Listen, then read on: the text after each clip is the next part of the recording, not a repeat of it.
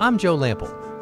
When I created Growing a Greener World, I had one goal: to tell stories of everyday people, innovators, entrepreneurs, forward-thinking leaders who are all, in ways both big and small, dedicated to organic gardening and farming, lightening our footprint, conserving vital resources, protecting natural habitats, making a tangible difference for us all. They're real, they're passionate, they're all around us. They're the game changers who are literally growing a greener world and inspiring the rest of us to do the same. Growing a greener world, it's more than a movement, it's our mission.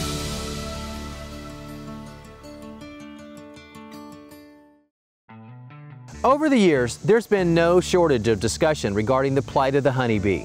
And while it's certainly an active and important link in the global food chain, the decline in the honeybee's overall population actually pales in comparison to some lesser-known pollinators, like bumblebees and even butterflies.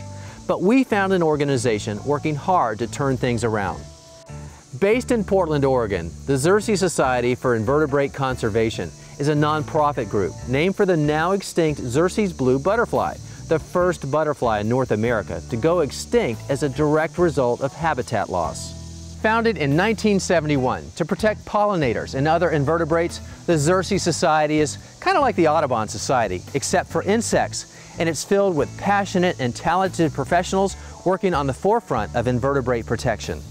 Eric Lee Mader is just one of them, and while his job of saving the insects may sound odd at first, you don't have to be around Eric long to understand that the Xerces Society's mission is critical to us all. It strikes people as rather unusual that there's a conservation organization out there devoted to insect protection. People think of insects as pests, but in fact, the majority of described living species on Earth are invertebrate animals, and the vast majority of them are beneficial. They pollinate our crops, they prey upon pests, they recycle nutrients, they're food for other wildlife that we like songbirds. So we're out there working on behalf of the invertebrates. In particular, Eric heads up the Pollinator and Ag Biodiversity Program, the largest Xerces program. He basically spends every day working with farmers to create wildflower meadows that will support bees, who then go out into the crops and pollinate them. Tell me about this push to create more pollinator habitats. Why is that so important? Yeah, so pollinator conservation is important for kind of three primary reasons. The first being economic. Of course, we've got billions of dollars of crop production that's dependent upon insect pollination, bee pollination typically, like these blueberries. Second, there's a nutritional case that we can make for pollinator conservation. And again, looking at blueberries specifically here, we're looking at a superfood. We're looking at this antioxidant-rich, nutrient-dense food source that only a bee can make, a bee in partnership with that plant.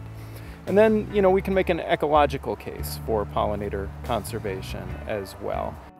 This is a crop that blooms very early in the year. Oftentimes it's cold, oftentimes it's rainy. Right. Those are not conditions when honeybees want to be out foraging and visiting these plants.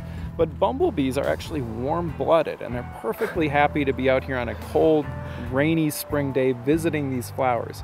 Bumblebees will actually grasp hold of these flowers and vibrate them at an audible frequency. It's actually close to a middle C musical note, and that vibration actually shakes the pollen out of the flower and enhances fruit production. So better gardens, better farms, better crops. They all require better pollinators. But in a society where bugs are often considered bad, Eric says we're exterminating our own food chain's pollinators at a frightening rate. For example, we've had a 90% decline in monarch butterfly numbers over the past 20 years. Currently, if we look at bumblebees, about a quarter of our 45-ish species of bumblebees in North America are at risk of extinction, and we don't have a direct substitute for pollinators. It's like trying to substitute another ecological service like clean water or oxygen. We simply don't have a stand-in for pollinators. We think that there are three factors contributing to pollinator declines. The first is simply the loss of habitat, the loss of prairies and meadows and roadside wildflowers, the areas that used to sustain bees and butterflies. We think that second, the use of pesticides is taking a significant toll on pollinator populations. And we've seen a paradigm shift in recent years away from a response-based use of pesticides, where you apply pesticides after you see pests, to now seeing a prophylactic use of pesticides, where we're applying pesticides as seed treatments, or we're applying them to plants before we even see pests show up. Some of these new pesticides are sequestered in pollen and nectar, and insects visiting those flowers can get a lethal dose. The third thing that we think is contributing to pollinator declines is the spread of diseases and parasites. And you may have heard of the varroa mite, this parasite of honeybees, which has taken a tremendously hard toll on the American beekeeping industry. Now, however, we're thinking that some of these bee diseases and parasites may be spilling out into wild populations of pollinators, such as bumblebees. How fixable of a problem is this? Fortunately, it's pretty easy to fix. We can all plant flowers, again, especially native wildflowers. And if your only garden is a balcony or a fireplace with a flower pot and you put a sunflower in that, if everyone else in the building does the same thing, suddenly your entire apartment building is a field of sunflowers. So plant wildflowers, minimize pesticide use, and support agriculture that is planting flowers or habitat within the farm system and working to reduce pesticide use. So organic and natural food options are, I think, increasingly important to the future of pollinators. It sounds like such an easy buy-in. I mean, I'm all about doing all of those things that you suggested, and yet, you know, there are people that are either naysayers or there's pushback there. What's behind that? So I think we've created these artificially perfect expectations. We all want the perfect lawn rather than the lawn that supports biological diversity. We all want the perfect produce, right? We'd rather eat pesticide residue than insect damage. It's kind of a crazy system. But I think we are increasingly all understanding that nature is part of the system, and that, you know, by embracing some of the imperfections, we can really bring back the pollinators and contribute to their recovery. So we have all this great information. We know that we're losing many of our important pollinators. What's the worst case scenario if we choose to do nothing? Yeah, so we're not going to starve to death. We will have no shortage of rice and corn and soy and wheat, these wind-pollinated crops that don't require insect pollinators. But we won't have, you know, necessarily the fruits or vegetables or the more nutritious parts of our diet that we've come to really expect as staples. Those things may not disappear completely, but they may become more expensive. They may become luxury items rather than a principal part of our diet. You're probably familiar with the name Cascadian Farm from your trips to your local grocery store. But Cascadian Farm is a real place, a working, active, productive farm that produces one of the country's leading brands of organic foods. Today, Cascadian Farm has grown beyond their original farm and is recognized as a pioneer in converting conventional farms to organic. Alongside their parent company, General Mills, they've teamed up with the Xerces Society to do their part here at the farm and elsewhere. First, by following certified organic practices, which rely on natural, biological systems for pest and weed control, thus avoiding the use of synthetic pesticides and herbicides. And then, to restore a wildflower-rich habitat on their farm. It's a strategy that has been demonstrated to reverse the decline of wild pollinators and improve the health of honeybees. In fact, research being conducted across the world now shows that farms with enough natural habitats can support all the wild pollinators necessary to pollinate nearby crops. While it's one thing to be the person making that decision on your own farm or home landscape, it's quite another to do it on this scale at one of the world's biggest corporations. Tom Rebay is the principal scientist at General Mills and the one that started the pollinator project here. So what was the impetus behind starting the pollinator protection program? So for Cascadian Farm, it was really quite easy. We were looking for ways that we could make improvements on organic agriculture, and as a food company, we depend on a lot of the crops that pollinators, pollinate for us. Right. And so it was really something that we needed to do. There are going to be people that hear about this program, whether they see it now or otherwise, that will be skeptical to a big food company starting a very nice sounding campaign. But really, is this for real, or is this like a PR thing? Sure. You know what I'm saying? I can appreciate that skepticism. I understand where that's coming from. But I do think that when people look at what we have done at Cascadian Farm, we've funded good research at good universities. We've partnered with good organizations like the Xerxes Society. We have people on the ground that are actually implementing change. With our bee-friendlier platform, the education resources that we've put into this program, to our parent company, General Mills now, and now they also share in that enthusiasm. Everybody relies on pollinated food crops, so how could you not take an interest in this topic and be supporting of it? Agreed, certainly, but the people that are not taking an interest in it because of the ways that they're doing it, there would be a cost to that change and time involved in that. Sure. So do you really feel like this has the legs and the momentum that we could really see a tipping point at some point? Sure, I think so. I think there's a lot of research that's been done, and we are currently generating research data that'll prove that it's economically viable. We have examples of pollinator habitat established in our organic tomato fields that show if you increase pollination, you increase farmer yield. That'll offset the cost of establishing it. In the almond industry, we have examples where we are establishing pollinator habitat. We have increased pollination of the almond orchard and we get higher yields, and that offsets the cost. So I think we have examples, and I do think that it's scalable.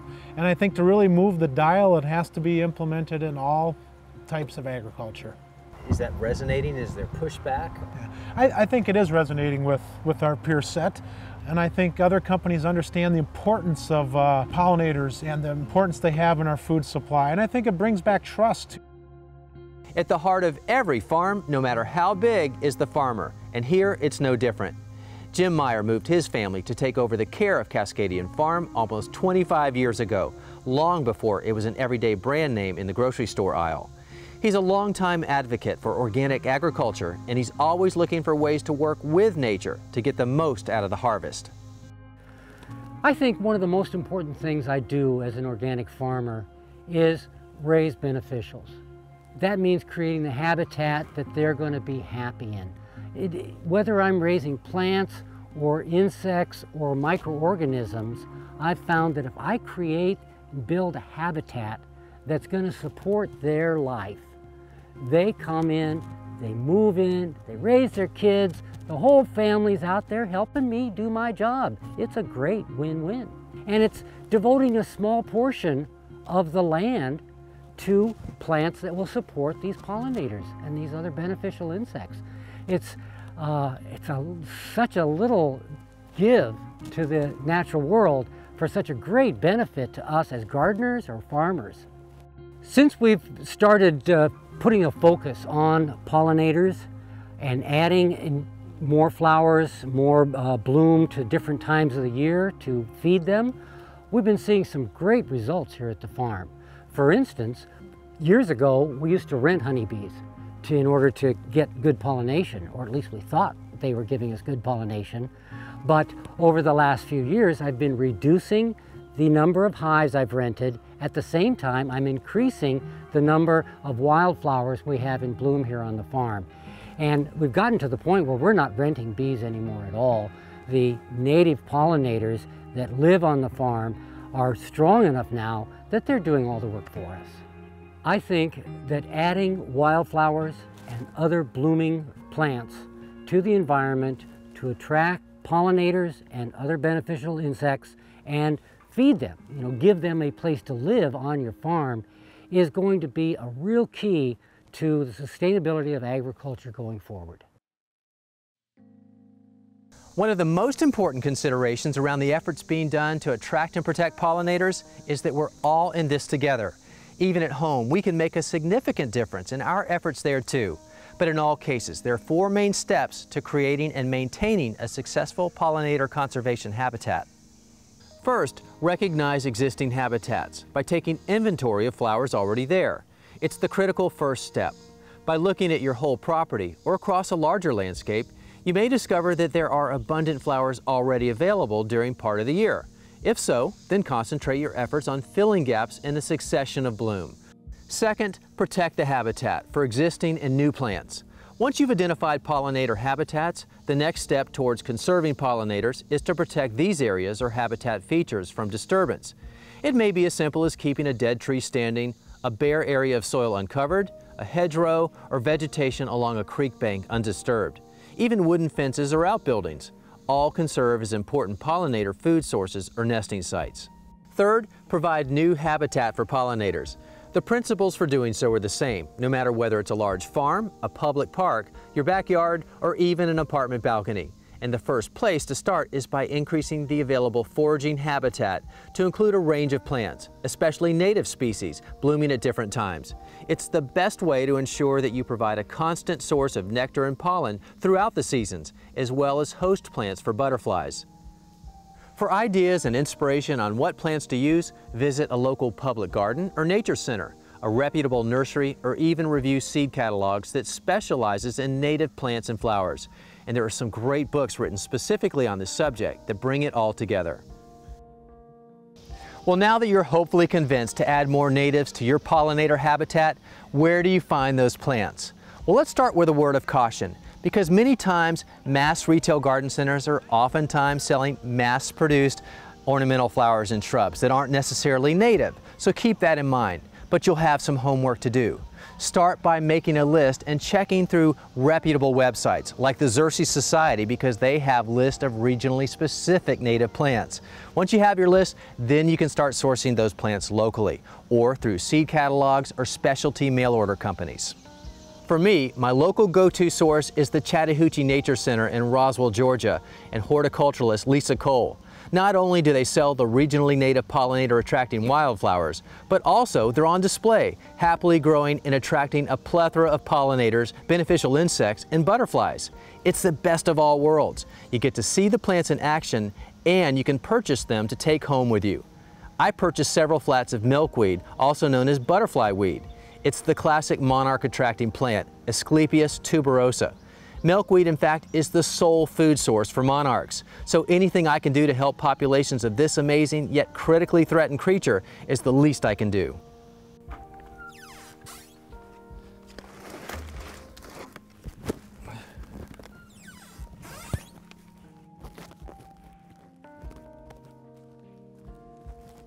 Now, with seeds versus transplants, which way do you go? Well, certainly with seeds, it's a much smaller spend, but I don't mind spending more money for the transplants for a few reasons.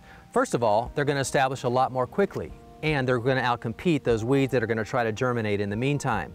But most importantly, these are going to be ready when the monarchs come back through in a few weeks, so they'll be the habitat and the food source right when they come by, and that's very important to me. Now, at $5 a plant, I realize that's quite an investment, but I fully intend to get my money's worth out of these because I'll take cuttings at a later date, and I'll also collect seeds when the time is right. But if you're going to work with seeds and that's the route you choose to take, that's fine. Just make sure that you work with a wildflower seed company that has those seeds available for the natives that are indigenous to your area. Otherwise, you're not doing your native insects any favors at all. And finally, the fourth step in developing a successful pollinator conservation habitat, and that's a mouthful, is to manage the land. You don't want to disturb it unnecessarily by cutting the grass too low or tilling more than you need to or spraying herbicides or pesticides. But you do want to create nesting and egg-laying sites for those pollinators because that's very important. So you want a really simple way to improve that pollinator space in your yard without doing any more work than you're probably already doing right now? Well, look to your lawn for that. Grass is a great way to improve the space. It's not a very good food source, and because of the lack of biodiversity, not a great nesting site either, at least as is, but with some minor modifications, and it can make a big difference. So here's an example. If you like a lawn that's nicely mowed, consider mowing it higher, like 3.5 to 4 inches, like I do. It will allow the clover and violets to grow, and even while these may be considered weeds, they really don't look bad in your lawn and are a great food source for bees. Plus, the clover is a plant that provides an important and natural source of nitrogen to your lawn. Even dandelions in your lawn will add tremendously to attracting pollinators. And a final thought about pesticide use, especially in light of today's discussion. There's no debate. One of the major reasons for pollinator decline is the use of pesticides. And as an organic gardener, I just don't use them, and yet I have a thriving garden with minimal pest damage because I let Mother Nature do the work for me. But it's also important to note that even with organic and natural pest controls, they're every bit as lethal. So you should exercise restraint even with using those. And as my good friend and respected horticulturalist, Dr. Jeff Gilman says, even snake venom is organic, but do you really want that stuff around? With gardening and farming, some organic approved products are just as lethal as conventional insecticides. Rotenone, spinosad, and pyrethrin, a common natural pesticide frequently used and marketed by commercial mosquito control companies in their misting systems, are all common pesticides in organic practices. Yet they're broad-spectrum insect killers, destroying pest and beneficial species alike. There are other organic approved products that are safer to use as long as they're not applied when pollinators are actively foraging or nesting. Less toxic pesticides include horticultural oil and insecticidal soaps. But no matter what you use, insecticides will always have an impact on pollinators, whether it's because the poison kills the bees directly in the fields or because the toxins persist in the landscape.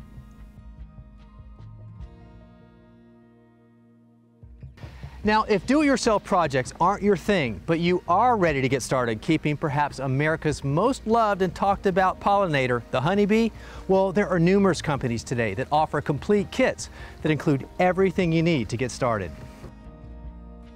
Thanks to the surge in popularity in recent years of backyard beekeeping, kits like this are readily available through catalogs, online, and many local sources.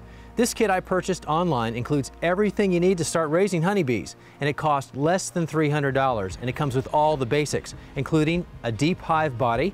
That's where the 9 deep frames with foundation, which are also included, are kept to store the brood and food chamber.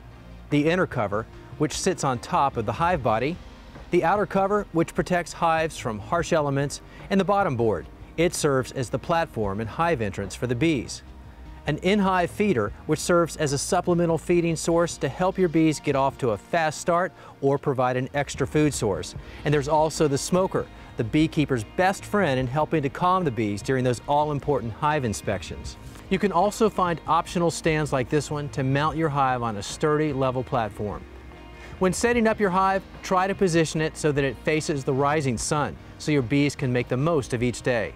As the first deep box fills, you can add another deep brood box with frames and foundation, typically about a month after bee installation. And you can continue to add more boxes, known as supers, which store the honey along with frames and foundation until you're ready to extract. Extra boxes and supplies can be purchased from your original source or local suppliers, as sizes are uniform. Well, I hope today's episode gave you some new insights into the important work of pollinators, as well as some of the simple things that we can do to help protect their populations, such as planting flowers, mostly native, refraining from the use of pesticides, and choosing organic whenever possible, because organic farming produces good, clean food for humans as well as the pollinators. But if you'd like additional information to help you get started, well, that's on our website under the show notes for this episode. The website address, it's the same as our show name. It's growingagreenerworld.com. Thanks for joining us, everybody. I'm Joe Lample, and we will see you back here next time for more Growing a Greener World. Based in Portland, Oregon, picking up 3, 2. Based in Portland, Oregon, Based in Portland, Oregon,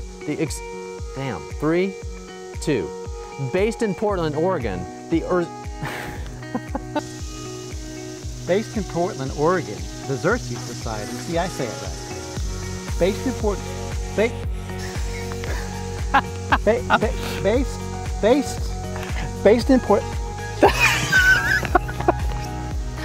Based in Portland, Oregon. Wait, I can't get my glasses. Oh my God. Based in Portland, Oregon. Based in Portland, Oregon. This is harder than it looks.